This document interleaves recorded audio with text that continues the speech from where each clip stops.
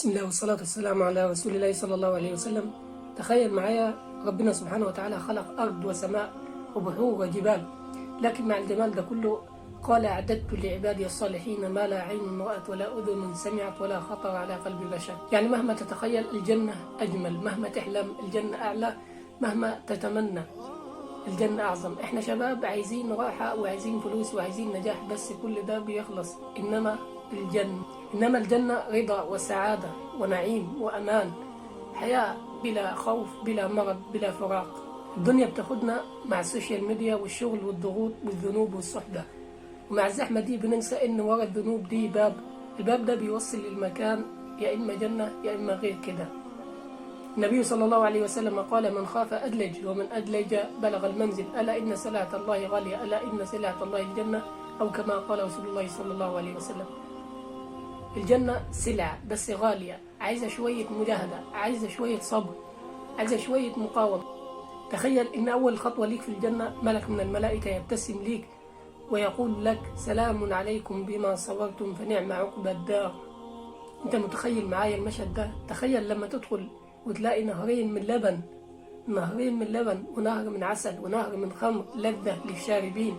فيقول الله سبحانه وتعالى: مثل الجنة التي وعد المتقون فيها أنهار.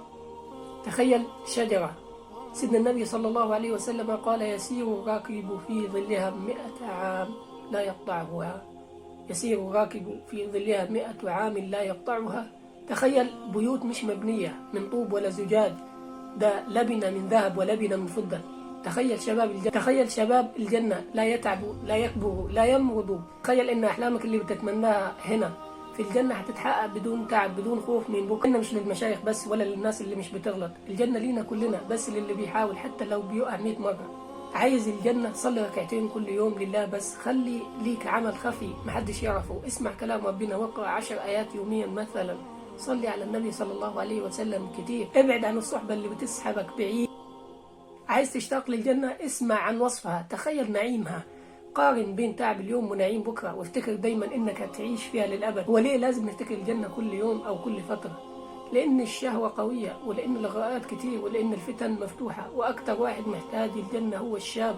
قال صلى الله عليه وسلم: 7 يظلهم الله في ظله، وذكر منهم وشاب نشأ في طاعة الله. ربنا بيحب الشاب اللي بيحاول، حتى لو بيغلط، حتى لو بيقع، المهم يقوم. يا شباب اشتاقوا للجنة. الجنة حلم ربنا عايزهولك. الجنة بيت معد ليك انت، باسمك بعملك بصبرك. لو الدنيا ظلمتك، لو الناس خذلوك، لو تعبت، فتح قلبك واسأل نفسك سؤال واحد: مستعد للجنة؟ هو انا ماشي لها ولا ماشي بعيد؟ اوعى تنسى ان اخر خطوة في الدنيا هي اول خطوة في الاخرة. او اجتهد وقاوم واصبر، علشان لما تيجي اللحظة وتدخل الجنة تقول: الحمد لله هذا ما وعد الرحمن. انتهت حلقة النهاردة، بس حلقاتنا إن شاء الله ما انتهتش.